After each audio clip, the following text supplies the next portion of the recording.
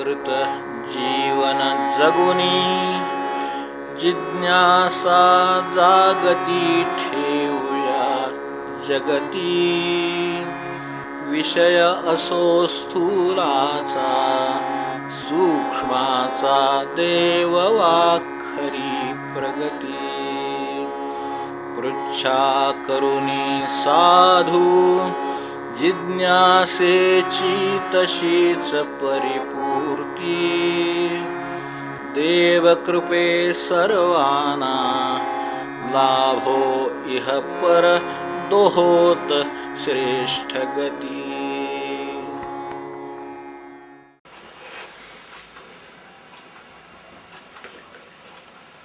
प्रश्न किंवा इथे मुद्दे असलेले असे आहेत: विवाह व्यवस्था, उद्देश, कर्तव्य, अडचणी, आजचं स्वरूप, विवाहात वैदिक संस्कारांचं महत्त्व, विवाह जातीच्या चौकटीतच व्हावेत का, विवाहेच्छू मुलांची लग्नाबद्दल भूमिका काय असावी, लव्ह मॅरेज, अरेंज मॅरेज वगैरे.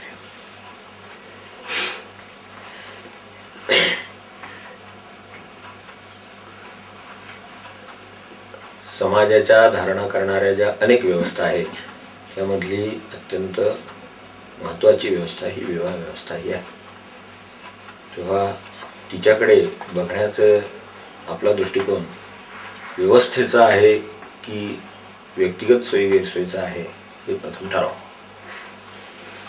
समाजात व्यवस्था निर्माण करण्याची ती एक यंत्रणा आहे. त्यामुळं तिचा उद्देश हा व्यक्तीच्या सोयीबरोबर समाजाच्या सुखाची आणि स्वास्थ्याची काळजी घ्यावी असा आहे.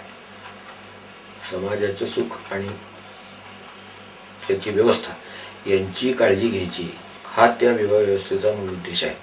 त्याच्याबरोबर व्यक्तिगत सुखाची, माणसाची सोय, कौटुंबिक सुखाची सोय आणि त्याबरोबर सर्व समाजाच्या धारणा आणि त्याचे व्यवहार सुकर होणं याची यंत्रणा उभी करणं हा विवाह व्यवस्थेचा उद्देश आहे. तिच्यात कर्तव्य जास्त आहेत. कर्तव्य कोणती आहेत ती आपल्याला कळतातच, पण त्याच्याबरोबर त्यात कर्तव्य जास्त आहेत हे लक्षात ठेवून तरी खूप आहे. अडचणी आणि स्वरूप याच्यामध्ये मला फारसं क्लॅरिटी आलेली नाही. यात अडचणी कोणत्या आहेत किंवा आजचं स्वरूप काय आहे. तर विवाह व्यवस्थेमधल्या अडचणी म्हणायच्या आहेत का असं म्हणू का? विवाह व्यवस्थेतल्या अडचणी म्हणजे काय, अडचणी कोणत्या आहेत म्हणजे या कर्तव्य पार पाडतानाच्या अडचणी आहेत की तर विवाह व्यवस्थेने जी कर्तव्य घालून दिलेली आहे ती पार पाडताना येणाऱ्या अडचणी ह्या व्यक्तिगत स्वार्थांच्या असतात. त्याच्याशी तडजोड नाही करता आली तर विवाह व्यवस्थेने टाकलेली कर्तव्य पार पाडता येत नाही. तेव्हा त्या अडचणींचं स्वरूप हे जास्त करून आपल्या व्यक्तीचं ज्या वेळेला नियंत्रण ज्या वेळेला स्वतःचं जातं किंवा ज्या वेळेला सामाजिक जबाबदारीची जाणीव कमी होते त्यावेळेलाच विवाह व्यवस्थेमध्ये अडचणी येतात. नाहीतर सर्वसाधारण विवाह व्यवस्था कधी अडचणीची झाली नाही, म्हणूनच ती आजवर इतकी वर्ष टिकून आहे. आणखी जरी कमी जास्त प्रमाणात प्रत्येकजण त्या विवाह व्यवस्थेशी निगडीत असला आणि थोडंसं जरी त्याला काही हे असेल, अडचण असेल, तरी सुद्धा ती बाजूला होऊन सुद्धा विवाह व्यवस्था ही टिकूनच राहिलेली आहे आजपर्यंत. कुठल्याही स्वरूपात असली तरी ती आज टिकून आहे. आणि भारताच्या विवाह व्यवस्थेचं वैशिष्ट्य वेगळं आहे. भारतीय विवाह व्यवस्था हिचा आधारच वेगळा आहे.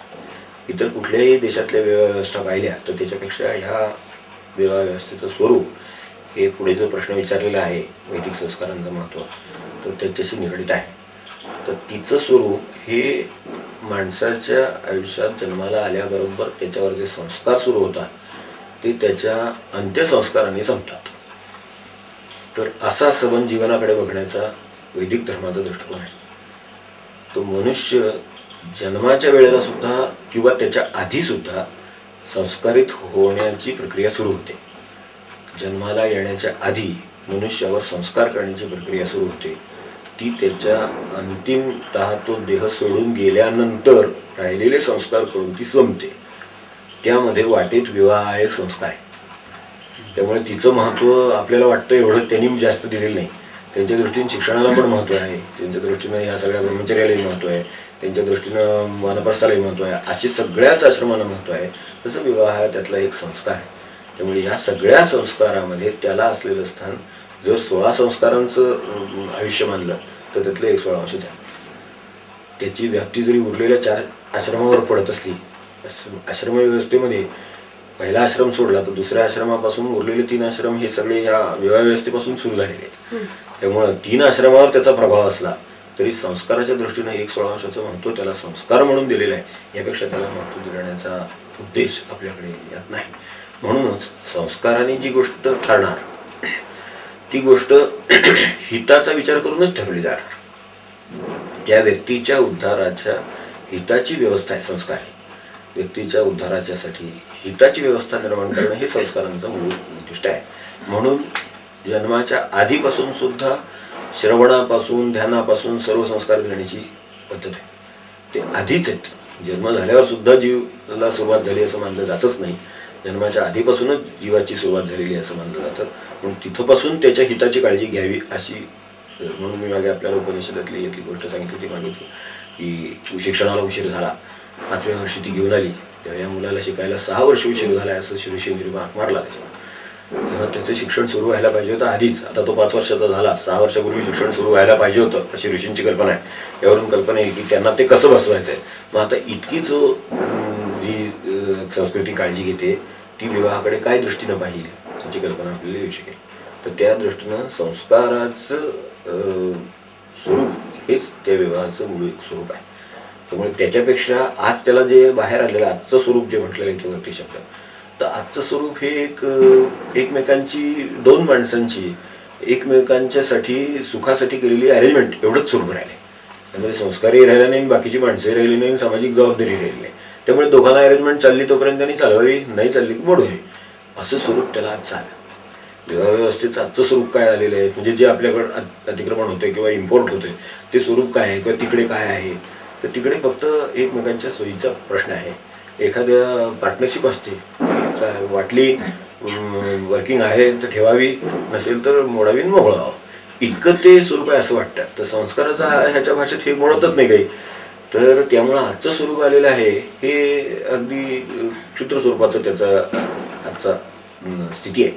तर असं लक्षात घेतलं तर आपण कुठे ते आहे आणि आपण कुठे होतो याचा विचार केला तर यातल्या संस्कारांच्या महत्त्वाचं पण बाजू लक्षात येईल.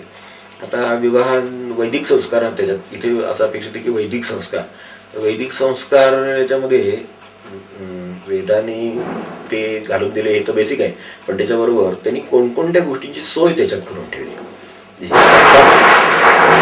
माणसं एकत्र आलेली आहेत तर त्यांच्या शारीरिक गरजांच्या पासून, मानसिक गरजांच्या पासून, बौद्धिक गरजांच्या पासून, त्यांच्या पुढच्या पिढीच्या गरजांच्या पासून, त्यांच्या स्वतःच्या उद्धारापर्यंत त्यांना एकमेकांना सहाय्यभूत कसं होता येईल यासाठी त्यांना तयार करणं हे वैदिक संस्कारांचं काम.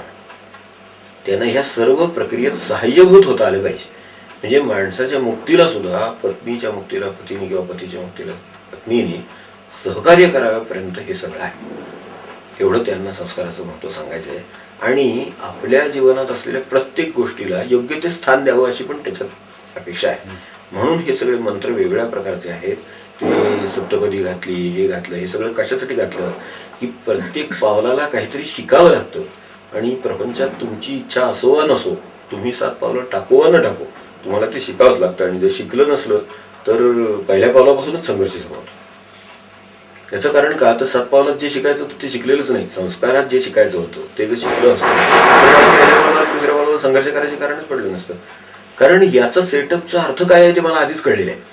विवाह व्यवस्थेमध्ये 2 माणसं जेव्हा एकत्र येतात ती 2 वेगवेगळ्या घराण्यातून, 2 वेगवेगळ्या परिस्थितीतून, 2 वेगवेगळ्या मनाच्या सेटअपमधून एकत्र येणार. त्यावेळेला कुठेतरी तडजोडीशिवाय हे काम होणारच नाही. असे 2 कोणतेच आयडियल सेटअप नाही की जे एकत्र झाल्याबरोबर एकात एक पाणी मिसळावं असं मिसळून जातील, असं होणारच नाही. कुठले तरी 2 रंग एकत्र येतात. त्यावेळेला ते चांगल्या तऱ्हेचं सहजीवन कसं जगू शकतील, तर त्यासाठी हे संस्कारांचं वंगणमध्ये घातलेलं आहे. आणि त्यात हे टाकलेलं आहे की हे फ्रिक्शन येऊ नये. कुठे हे फ्रिक्शन येऊ नये म्हणून संस्कार घातलेले. ते संस्कार असं दाखवून देतात की या त्रुटी असतात, यामध्ये काही फरक असतात, यामध्ये वातावरणाचे फरक असतात, स्वभावांचे फरक असतात. हे कसे जुळवून घ्यायचे याची काही यंत्रणा मी तुला सांगतो आता, असं म्हणून वैदिक संस्कार सुरू होतात.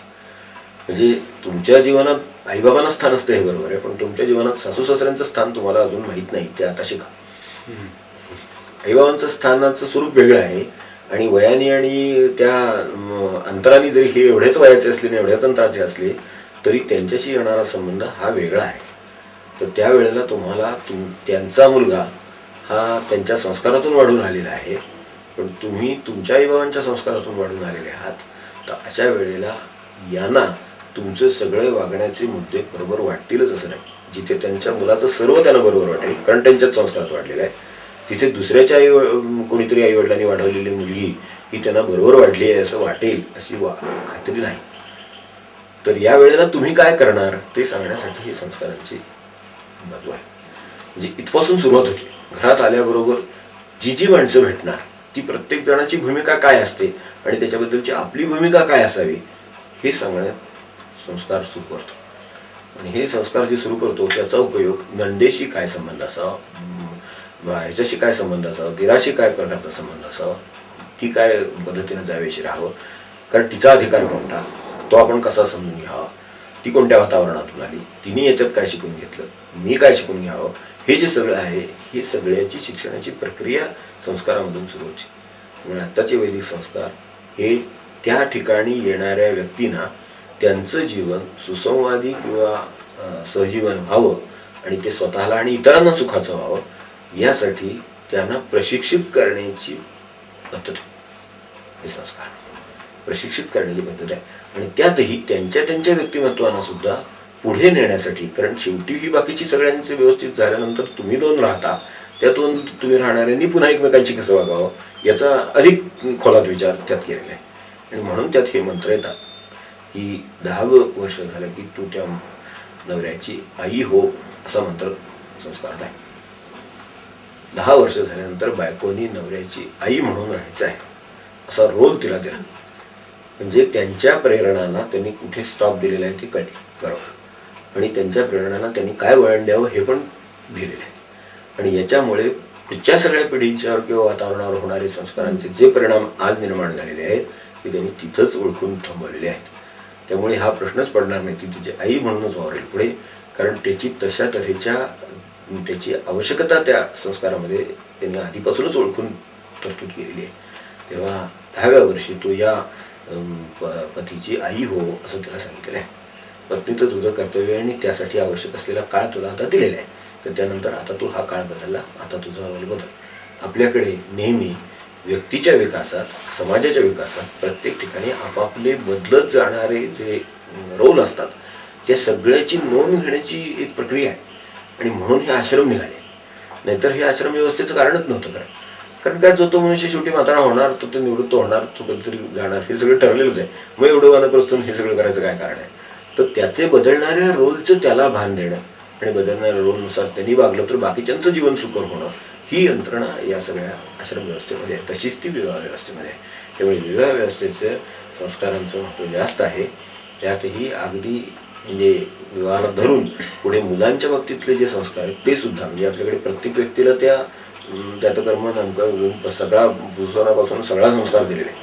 हे इतके संस्कार दिलेले आहेत की तुमच्या दोघांच्या बरोबरच आहे, पण तुमच्या बरोबर येणाऱ्या जन्माला येणाऱ्या मुलासाठी सुद्धा संस्कार तुमचा माहीत असला पाहिजे याची पण व्यवस्था त्यात केलेली आहे. आणि त्या संस्कारितच मूल जन्माला यावं अशी त्यांची अपेक्षा आहे. इथपर्यंत त्यांनी व्यवस्था या संस्कार केलेली आहे. आता एक झालेलं आहे की मंत्र उरले आणि अर्थ आता लोपला असं झालं, तर त्याचीच काम आपलं आहे की त्याचे अर्थ काय होते हे समजून घ्यावेत, त्यातले उपयुक्त असतील ते मंत्र आपण घ्यावेत, योग्य वाटतात ते मंत्र घ्यावेत, त्याप्रमाणे विधी करावेत. कारण शेवटी कुठेतरी फॉर्मलाइज व्हावंच लागतं. जरी समजा तुम्ही लग्नच करायचं ठरवलं तर शेवटी कुठेतरी तुम्हाला सही तर करावी लागेल, नाही तर ते मानलं जाणार नाही. मग ते कशाला करायला पाहिजे? जर तुम्ही ठरवलेलं आहे, दोघांनी लग्न झालेलं आहे, मला मान्य आहे, तुला मान्य आहे, सर्वांना मान्य आहे, तर झालं मग जावा घरी. तसं नाही होत. शेवटी कायद्याने काय ना, म्हणजे कायदा हा जो आला तो सुद्धा कुठेतरी ते फॉर्मलाइज करण्यासाठीच आला. मग संस्कार हे फॉर्मलाइज करण्यासाठी त्या काळचा कायदा होता, दुसरं काय नाही. तर त्यानुसार तो होता. म्हणजे कुठेतरी त्याला फॉर्मलायझेशनची गरज लागते, ती त्यांनी ह्या सगळ्या संस्कारांच्या रूपाने त्यांचं फॉर्मलायझेशन त्यांनी मांडलेलं आहे. ते त्या फॉर्मलायझेशनमध्ये मला घेऊन मला काही उपयोग होतोय का एवढं तरी पाहावं असं माझं मत.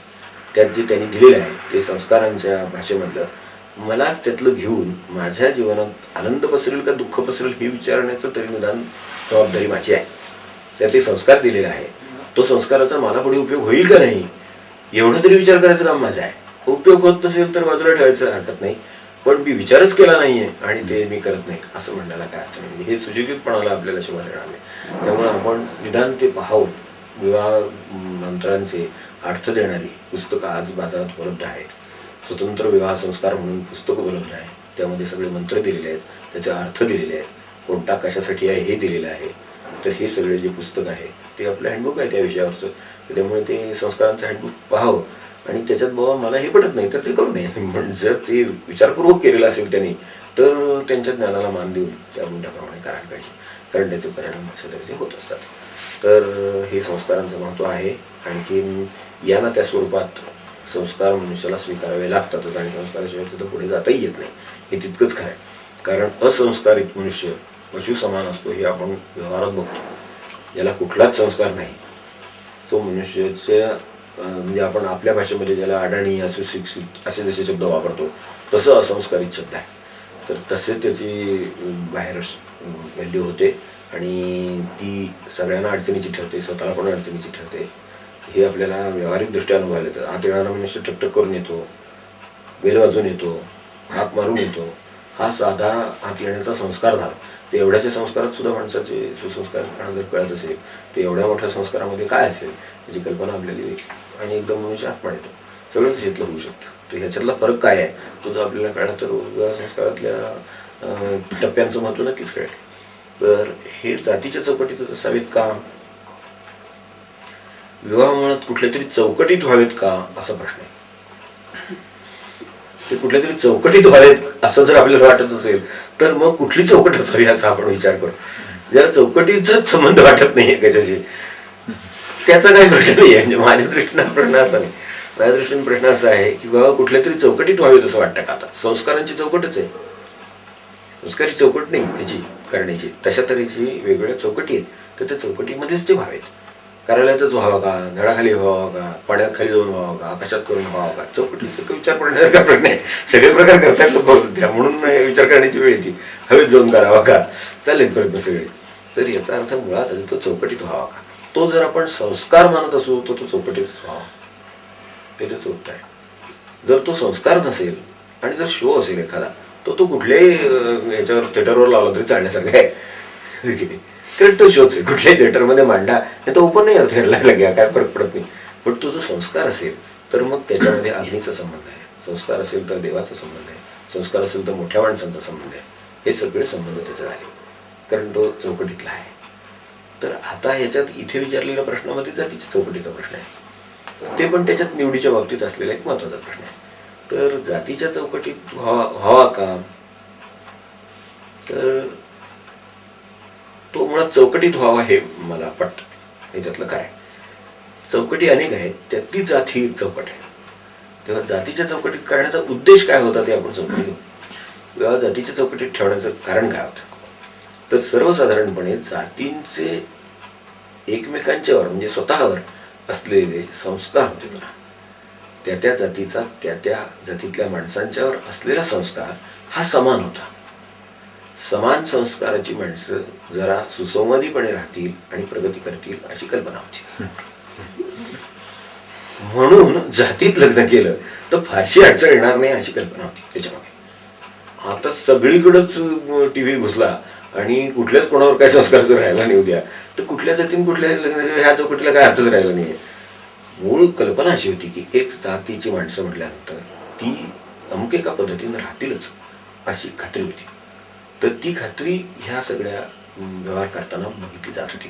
हे पाहिलं ना अमुक एक जातीतला आहे ना म्हटल्यानंतर मग काय काळजीचं कारण नाही. कटकट त्या जातीची वागण्याची पद्धत अशी अशी आहे, तिच्यावरचा संस्कार असा असा आहे, या पद्धतीने ते असणार. हे ब्राह्मणात आहे ना हा व्यसनात असणारच नाही ही खात्री होती. त्यामुळे निर्व्यसनी मुलगा बाहेरच्या कुठेतरी जाऊन होडकण्यापेक्षा जातीत विवाह केला की आपोआप निर्व्यसनी मुलगा मिळतो, काय वेगळं शोधायला नको. म्हणून त्या जातीचे संस्कार होते ते. आता समजा वैश्य वाणिज्य एखाद्या ह्याच्यातला असेल तर त्याच्यामध्ये पैसा तो वाचवणार किंवा पैसा कसा मिळवायचा त्याला माहितीच आहे. हे ब्राह्मणाला देऊन बसले तर ते उधळून मोकळा होईल, तो दान देईल, धर्म करेल, सगळं करेल असं घोडीच शक्यता आहे. कारण त्याच्यावर तो संस्कार नाही.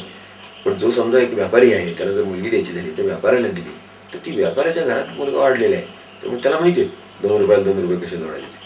तेच ह्यालाही आवश्यक आहे. मग तो संस्कार बरोबर जमतो. असा संस्कार जमावा म्हणून जातीत काढण्याची पद्धत होती. आता यातच व्हावेत का, तर हे जर फायदे होत असतील तर व्हावेत, हे जर फायदे राहिले असतील तर व्हावेत. आता ब्राह्मणात जर समजा म्हणजे जातीनंच बोलायचं झालं तर ब्राह्मणात आता निर्व्यसन आहे, पण जर त्याच्यात जर राहिला नसला आणि तोच समजा एखाद्या माणसा भाज्यातल्या मुलात असला तर मग संस्कार कुठे आहेत तिथे व्हावेत असं म्हणे. संस्कार कुठे आहेत तिथे व्हावा, ती चौकट समजावी. कारण मुळात चौकटीत व्हावेत हे आपल्याला मान्य आहे. चौकट कोणती असावी तर संस्कारांची असावी. आता संस्कार कोणते आपल्याला असावेत तर जे माझ्याकडे आहेत ते दुसऱ्याकडे असतील तर माझं जमणार आहे. मला समजा काटकसरीचा एक संस्कार आहे, तर दुसऱ्या काटकसरवाल्या माणसाशी माझं जमणार आहे, सरळच आहे. एक उधळ्याचं दुसऱ्या काटकसरीशी जमू शकत नाही. म्हणजे त्याला काटकसरीचे संस्कार असलेल्या दुसरं घर असावं, मग त्या संस्काराशी याचं जमेल, मग त्यांनी त्याच्याशी लग्न करा. म्हणजे जातीच्या चौकटीपेक्षा सुद्धा संस्कारांची चौकट आता पाहावी. आणि ती कशी आहे, बरं ती कुठेही असू शकते असं काय नाही. आपण आज मानतोच आंबेडकर ब्राह्मण आहेत त्या अर्थाने विचार केला तर, कारण ब्रह्मकर्म करतात, ते सगळं आयुष्यभर ते ज्ञानाची उपासना करतात आणि जन्मग्रंथ वाचन करतात आणि एवढं हे लिहितात म्हटल्यानंतर मग त्यांना तुम्ही ब्राह्मण निर्वाद लावण्यात त्यांच्याशी काय अर्थच नाही. अशी कितीतरी माणसं आहेत, कितीतरी सात्विक आपण नामस्मरणामध्ये पाहत नाही. किती माणसं उत्तम नामस्मरण करणारे, पण ह्या कुठल्या जातीच्या ह्याच्यात बसतच नाही, पेडतात. पण आता कुठे जात आणायची तिथे ते आपल्याला नामात आम्हाला थोर वाटतात. म्हणजे याचा अर्थ ते नामाचा संस्कार त्यांच्यावर जो झालेला आहे तो आता मोठा आहे. मग आता तुम्हाला जर नामाचाच संस्कार आहे आणि दुसरा नामाचा संस्कार असलेलं घर आहे तर त्याच्याशी तुमची सोयरी व्हायला आता काही अडचण नाही. कारण संस्कारांची चोरी करतात. जातीची करत नाही. जातीची करण्याची प्रथा होती, पण त्या जाती आपापले संस्कार सांभाळत होत्या तोपर्यंत. आता अभ्यंकरांचं आता बोलायला हरकत नाही, अभ्यंकरांचं चप्पलचं दुकान आहे. आता चांभारांची मुलगी त्यांच्याकडे द्यावी, त्यांच्या चांभारीने करावी का साध्या भाषेत. मुंबई पुण्यापर्यंत प्रसिद्ध आहे. आता ते अभ्यंकर कोण आहेत मला माहिती नाही, पण लोक बाहेर गेल्यावर चर्चा करतात आणि चप्पल बघितली की विचारतात हे अभ्यंकरांचे का. म्हणजे याचा अर्थ आता याचा काय संस्काराचा संबंध लावायचा आता, तर हे असं सगळं गणित झालेलं आहे. त्यामुळे व्यवसायाचं त्या ठिकाणी होणाऱ्या वातावरणाचं, त्याच्याप्रमाणे होणाऱ्या संस्कारांचं, त्या सगळ्याची आता काही नातं राहिले अशी काही परिस्थिती राहिली नाही. त्यामुळं आपल्याला कोणते संस्कार आहेत आणि त्याला कोणते संस्कार अनुकूल आहेत याचा विचार करून विवाह आहेत. या चौकटीमध्ये विवाह व्हायला काय हरकत नाही. संस्कार सोडून विवाह करण्यात काय अर्थ नाही. तर विवाह इच्छुक मुलांची लग्नाबद्दलची भूमिका काय असेल. सर्वात महत्वाचं म्हणजे विवाह इच्छुक मुलांची लग्नाबद्दल काहीतरी भूमिका निश्चित असावी असं मला वाटते. विवाह करायचंय ही काही निश्चित भूमिका नव्हे. करायचंय हे कंपल्सरीच आहे, ऑप्शनल नाही पेपर तसा तो ज्याचा नाही येत तो जातो, सोडून जातो, हे मला त्याची गोष्टीच आहे. पण विवाह इच्छुक आहेतच म्हटल्यानंतर प्रश्नच नाही. पण त्यांची लग्नाबद्दल भूमिका काय असावी, सर्वात पहिली गोष्ट की ती आधी निश्चित स्वरूपाची भूमिका असावी काहीतरी. आणि पुढे पर्याय दिलेले आहेत, लव्ह मॅरेज, अरेंज मॅरेज वगैरे, किंवा भूमिकेबद्दलही जनरल काहीतरी बोलायचं असावं असं मला वाटतं.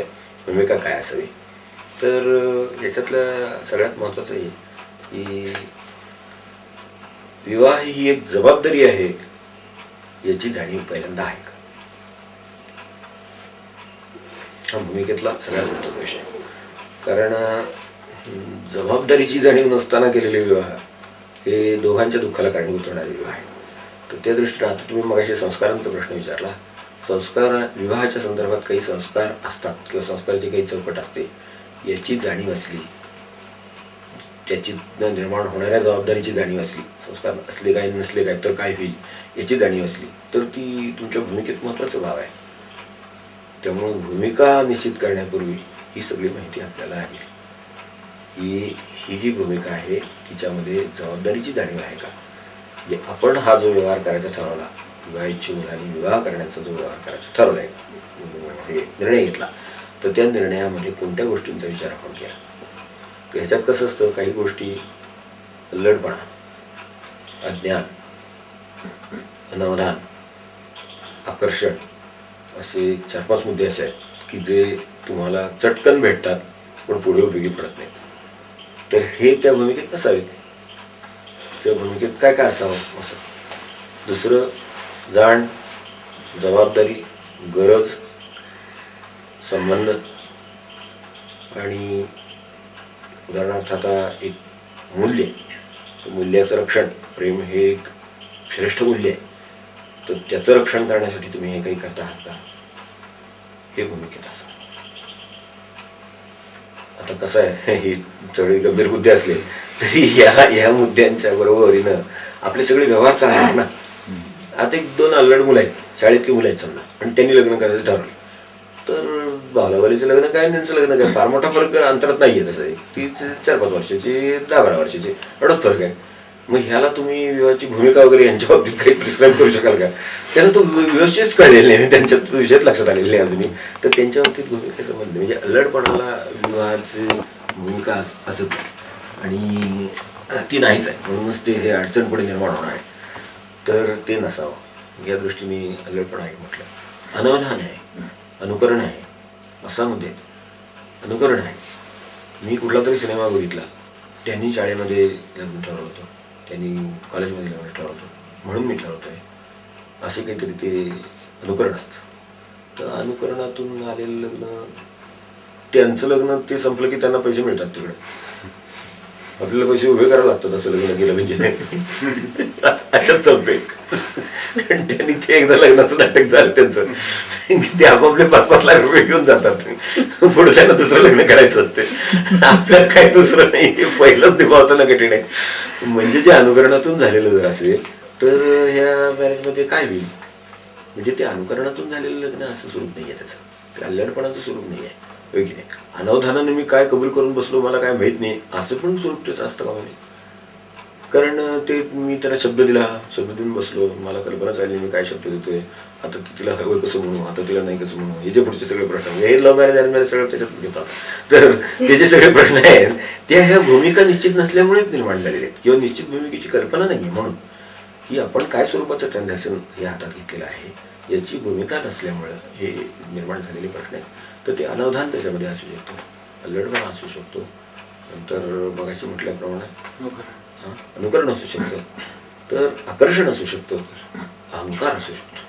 सगळ्यात वाईट, त्या सगळ्यात वाईट शत्रू आहे तो अहंकार.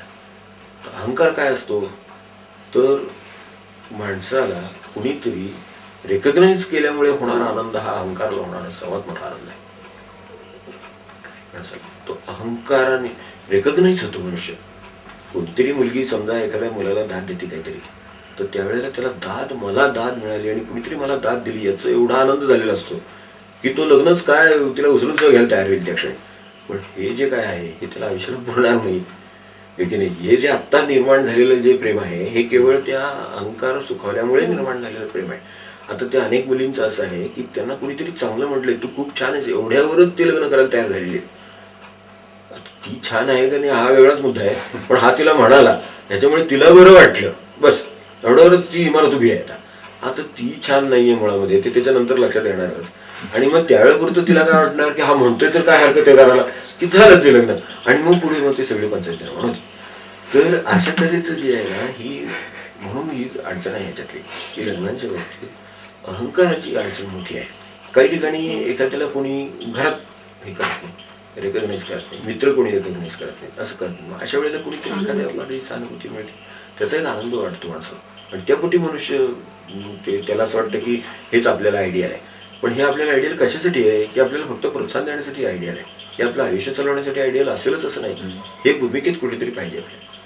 हे मला प्रोत्साहन द्यायला हे जरी चांगलं असलं तरी माझे घरदार चालवायला हे चांगलं आहे का, हे भूमिकेत आलं पाहिजे.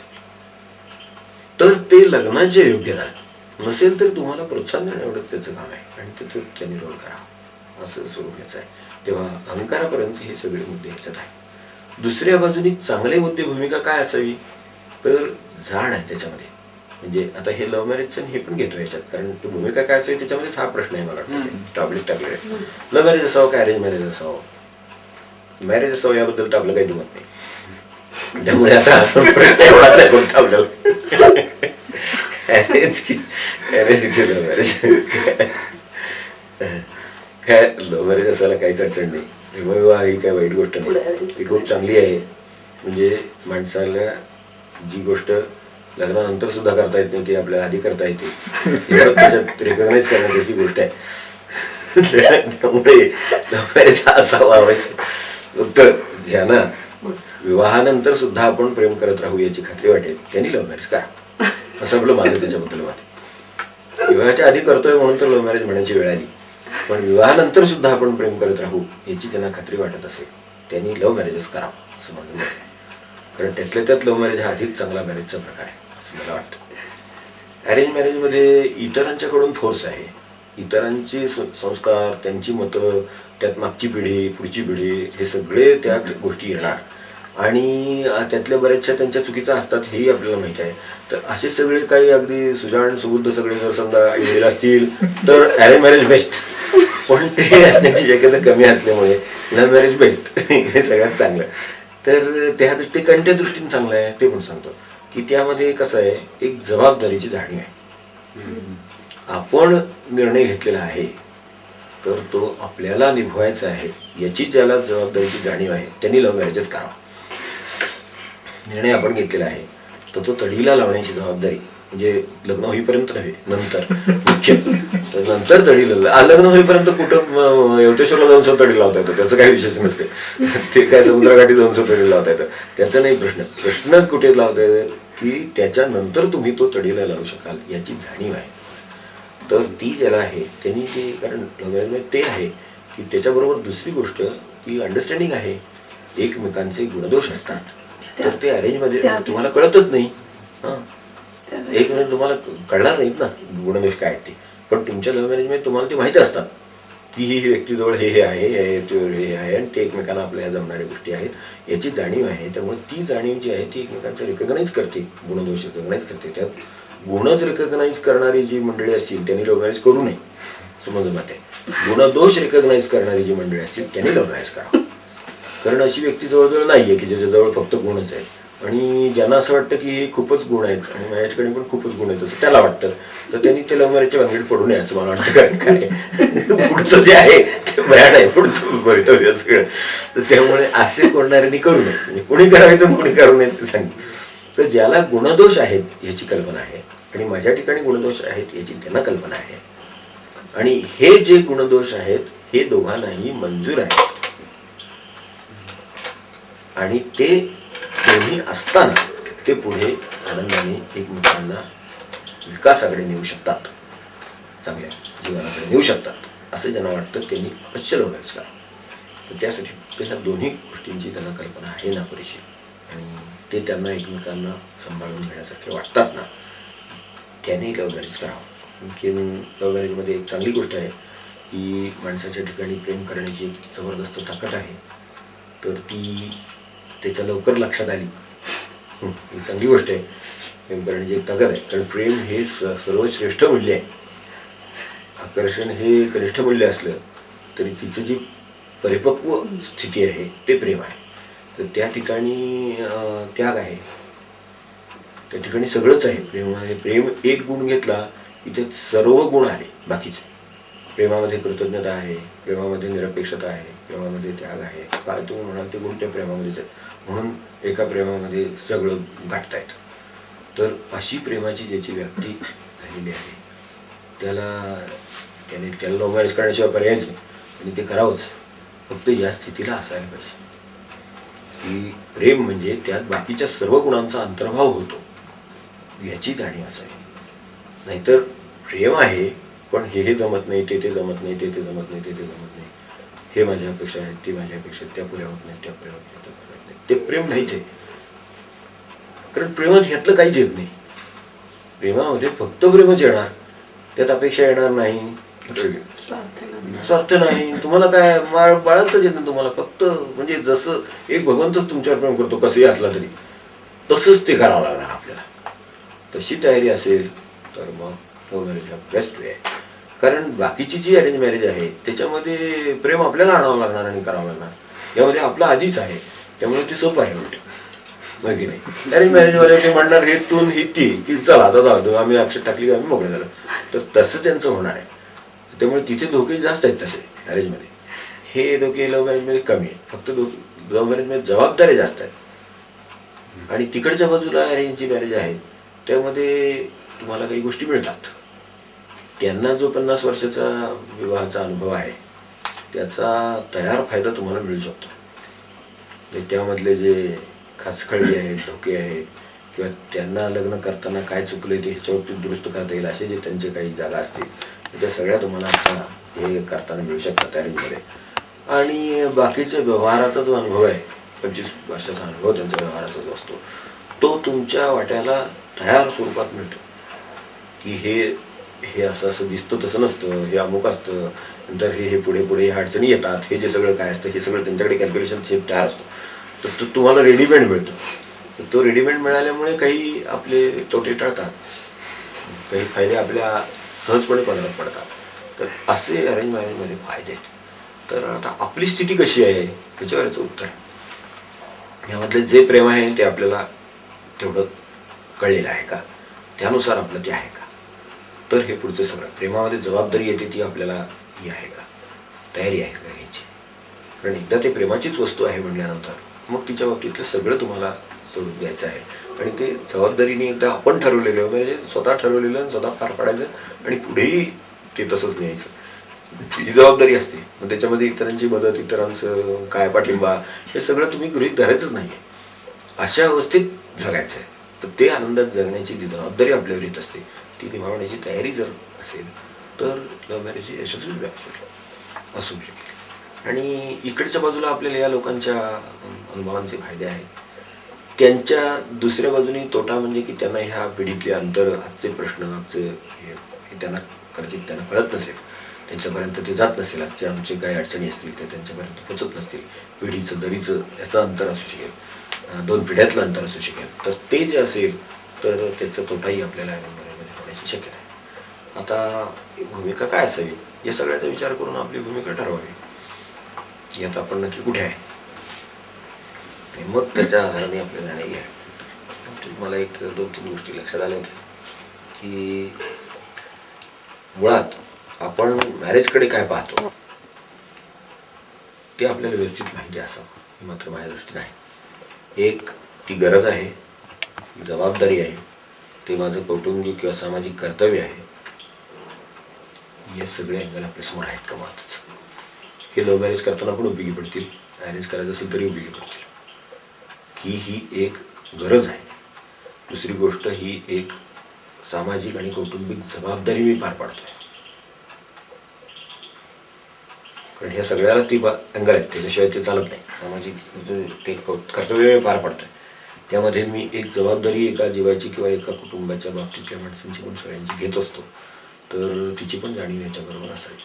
आणि याला लागणारी जी जाण असते हे सगळं समजून घ्यायला, समज म्हणून त्याला जाण म्हणून, अंडरस्टँडिंग म्हणा, काय त्या शब्द वापरायचा तो वापरा, तो जर आपल्याकडे असेल तर मग याच्यातले निर्णय आपल्या बरोबर होतील.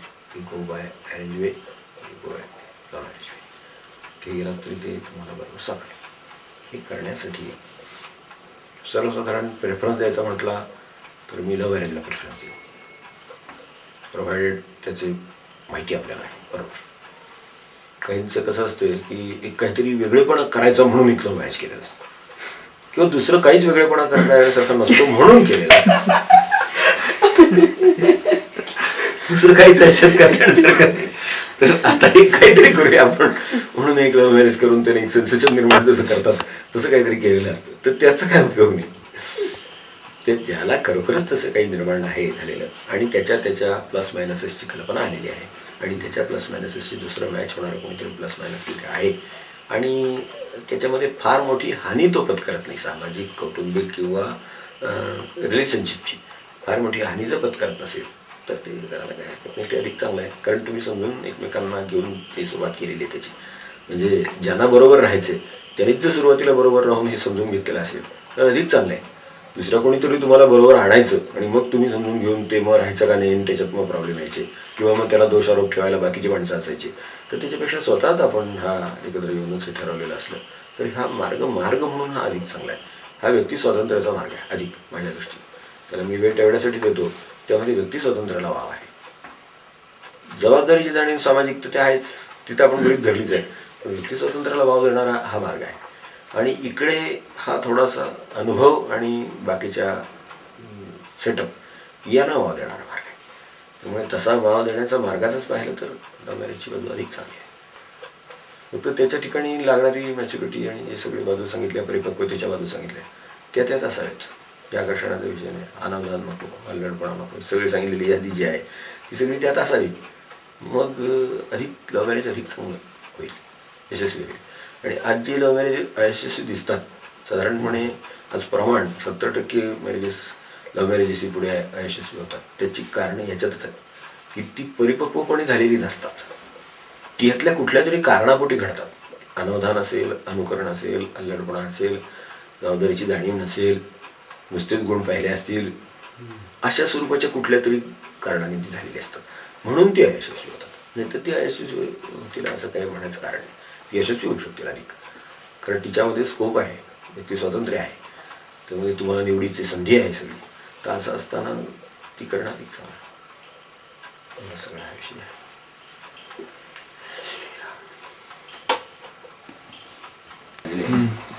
त्यापैकी मी अनेकांना हे विचारले की तुम्ही आंतरजातीय विवाह करता, मला काय त्याबद्दल म्हणायचं, तुम्ही विवाह करता तो जबाबदारीने करतात ना, तुम्हाला त्यातली मॅच्युरिटी, त्याच्यासाठी लागणारे जे गरजा आहेत, आवश्यकता आहेत, त्या तुम्हाला कळल्या आहेत ना, मग जात माझ्या दृष्टीने गौण आहे. पण ह्यातला कोणी सुद्धा असं नाही की बाबा हे मी जातीचा कुणावर तरी अन्याय होतो तो दूर करावा म्हणून मी लग्न करतोय असं सांगणार कोण नाही. ते आले ते वेगळ्याच कारणांसाठी लग्न करायला लागले. म्हणजे जाती आंतरजातीय विवाहाचे म्हणून जे आहेत ना, त्याच्यामधले 10% लोक केवळ जातीच्या प्रथेचा विरोध मला करायचा आहे आणि म्हणून मी हे लग्न करतोय असं नाही म्हणत. ते त्यांच्या पर्सनल कारणांसाठी आलेले आहेत, आकर्षणापुढे झाले ते त्यांची आकर्षणं असतील, त्यांचे काय शिक्षण जमतात म्हणून आले असतील, काहीतरी असेल, त्यांची जी कारणं असतील त्यापोटी ते लग्न करायला आलेले आहेत. ते एखाद्या जातीप्रथेविरुद्ध म्हणून मी उभा राहिलोय आणि म्हणून मी हे करतोय, किंवा हे प्रथेमध्ये हे दोष आहेत आणि ते दूर करायचे म्हणून मला त्याच्यासाठी माझे काही व्यक्तिगत बलिदान मला करायचंय, थोडक्यात त्यात बलिदानच करायला पाहिजे, त्याग किंवा बलिदान पाहिजे. ते त्यांच्या सुखासाठी एकत्र आलेली माणसं आहेत, ती जात आडे ती तिला ते मानत नाहीये तेवढंच. असं जर असेल तर तुम्ही प्रत्येक गोष्टीसाठी तुम्ही अशा तऱ्हेनं वागाल पुढे, असं नाही. आज तुम्ही जात बाजूला ठेवली आहे, ती काही ध्येय धोरणाने ठेवलेली नाहीये. जात आड येते समजा, ठीक आहे, मान्य आहे, पण ती जात आड येते तुम्ही बाजूला ठेवायला जाणार, कशासाठी ठेवायला जाणार मला असं मानलं तर ती त्यांच्या सुखासाठी ते बाजूला ठेवायला तयार झाले. प्रथेच त्यांना मंजूर नाही आहे, तिच्या त्रुटी आहेत, त्या दूर कराव्यात, त्याच्यासाठी मी प्रत्यक्ष बलिदान करायला तयार आहे. त्यासाठी मी ही माझी स्वतःचे जरी मला त्रास झाला तरी चालेल, पण मी हे करायला तयार आहे. अशा भूमिकेनं लग्न करायला तयार झालेले आंतरजातीयवाले दिसत नाहीत. हे जे आंतरजातीयवाले आहेत त्यांची वेगळ्याच कारणासाठी लग्न ठरलेली आहेत, ती फक्त आंतरजातीय होती एवढंच तुझं अर्थ. मग हे संयुक्त होईल का? म्हणजे यांना काही मी तत्व समजत नाही या बाबतीत. हे सरळ प्रेमिक आहेत, चाले आवश्यकतले लव्ह मॅरेजवाले, आणि ते सुद्धा मग आता सगळ्या त्या इमॅच्युरिटीतून ह्या सगळ्यात अडकले. त्यात ते कितपत आहेत ते पुन्हा वेगळाच विषय, म्हणजे तेच क्रायटेरिया लावून बघितलं पाहिजे. हे आंतरजातीयवाले काहीतरी ध्येय धोरणासाठी ते करायला निघाले असे दिसत नाही. असे हा संबंध 10 मध्ये मला एक उदाहरण सुद्धा असं आढळलं नाही की ही 10 लग्न झालेली आहेत, त्यामध्ये बुवा ही प्रथा मोडावी म्हणून मी हे करतोय मुद्दाम, आणि त्याच्यामधून काहीतरी समाजाला किंवा ह्याला संदेश जावा किंवा हे जावा, आणि म्हणून काहीतरी त्याग करायला ते तयार झाले. म्हणजे मुलगी काळी आहे आणि म्हणून मी ती तसं असून सुद्धा मला मुलीच मुलगी आवडते तरी सुद्धा मी काळ्या मुलीचं लग्न करतोय का तर एक जातीची प्रथा मोडली जाते त्यातून, म्हणून. म्हणजे हा त्याग झाला तुमच्या मोडण्यासाठी. मुलगी चांगली दुसऱ्या जातीत मिळाली म्हणून तुम्ही केली, ह्यात तुमचं काय वैशिष्ट्य आहे? त्यात काही जात मोडण्याचा प्रश्न येत नाहीये असं मला म्हणायचंय. असंच ह्या मुलींचं जात मोडणाऱ्यांचं म्हणून घेतलं की जाती आंतरजातीय विवाह म्हणतात, प्रत्येकाला आंतरजातीय विवाह हे या त्यागाच्या किंवा ह्याच्या पायावर उभे असलेले किती आहेत, तर ती बाकीचे जसे इतर जातीतले विवाह प्रेमविवाह आहेत तशाच पद्धतीचे हे प्रेमविवाह आहेत. फक्त हे ते आता त्यांच्या अडचणीच होते म्हणून ते ठेवून दिलं एवढंच. अशी त्यांची कुठली भूमिका नाही आहे त्याच्यामध्ये. विभाच्या चिठ्ठीत भूमिका होती ती का तशी विभाच्या चिठ्ठीत भूमिका आपल्याला चिठ्ठी किती पडली की मी मला तो आवडतो तसं माझा स्वभाव त्यांनी समजून घेतलाय आणि उद्या त्याच्याशिवाय मी राहू शकणार नाही असं मी काही म्हणत नाही, असं माझं प्रेम नाही असं त्यांचं चिरे होतं की फक्त त्यांची जी गरिबी आहे तिला वर काढण्यासाठी मी मदत करू शकेन असं ते लिहिलं होतं. तो तिला एक प्रकारचा त्याग धर ना. म्हणजे त्यांच्याकडे 200 रुपयाचा घरात नाही येते ना, बांगल्याला तर जास्त जात असेल तर तिला गरिबीतनं वर काढून माझ्या शिक्षणाच्या पोटी मी त्यांचे गरिबी दूर करीन असं तिने लिहिलेलं होतं त्यात. अत्यंत त्यात लिहिलेलं होतं की चिठ्ठी आहे तिची लेखी. शिक्षण केलेलं आहे, ड्रायव्हरचं काम करून त्याने मुलाला इंजिनियर केलेलं आहे आणि ती स्वतः दोन्ही तो driver आणि ती शेतात परिस्थिती बनवतात. करतात. धाकट्या बहिणीचं शिक्षण देण्यासारखी त्यांच्याकडे परिस्थिती नाहीये, या मुलाला त्यांनी इंजिनियर करण्यासाठी सगळं असं काहीतरी त्याच्यात आहे ना तो. तर असं आहे म्हणून या कुटुंबाला माझी मदत होईल आणि त्यांच्याकडे कुठले चांगले संस्कार मी त्यांच्याकडे त्या कुटुंबाला वर आणीन असं तिचं तर ते म्हणणं होतं. माझ्या ह्यानं त्यांच्याकडे चांगले संस्कार जाऊन पोचतील आणि त्याचा उपयोग त्यांच्या अपलिफ्टमेंटला होईल म्हणून मी हे लग्न करायला तयार आहे. असं असं नाही की माझं त्याच्यावर फार मोठं प्रेम आहे की अगदी मी त्याच्यावर जीव देईन असं असं नाही. काही. त्याच्याशिवाय मी आयुष्यभर जगू शकेन हे मी त्याच्याशिवाय मला दुसरं काही चांगलं मिळणार नाही असं नाही. त्याच्याशिवाय त्याच्यापेक्षा मला चांगलं स्थळ मिळालं मला दिलं होतं. माझ्या आहे ह्या त्याच्यापेक्षा मी बाबतीत तुला सुद्धा प्रयत्न माझ्यापेक्षा करतात चांगलं हे मला स्थळ माहिती आपल्या आहे. सुद्धा हे मला ते लिहिलेलं आहे चिठ्ठीत. पण तरी सुद्धा माझ्या दृष्टीने असं आहे चिठ्ठी लिहिली की त्यांच्या गरिबीच्या परिस्थितीतून मला त्यांना वर काढता येईल. त्यांच्याकडे संस्कारहीनता आहे तिथे मला संस्कार निर्माण करता येतील. त्यांच्याकडे आज ह्या बाकीच्यांना शिकवण्याची नाही तरी त्यांनी याला शिकवलेले आहे तर मग त्याचं चीज म्हणून त्या बाकीच्यांना शिकवता येईल. त्यांना चांगली नोकरी देता येईल किंवा त्या आईला ते याच्या शेतात कामाला जायला लागतं ते मला कमी करता येईल. असं तऱ्हेनं मी माझ्या पैशातून किंवा ह्या माझ्या बुद्धिमत्तेतून काय ते मिळवून मी ते करू शकेन. तर हे मग ठीक आहे तुम्ही यासाठी आणि ती अजून तरी करते मी खरोखर तुम्ही काय म्हणताय तात्कालिक भूमिका होती असं नाही प्रेमापोटी असं आपण प्रमाण बघावं की असं किती आहे. तिच्या नंदेमध्ये एवढा फरक पडलेला मी स्वतः बघितलं.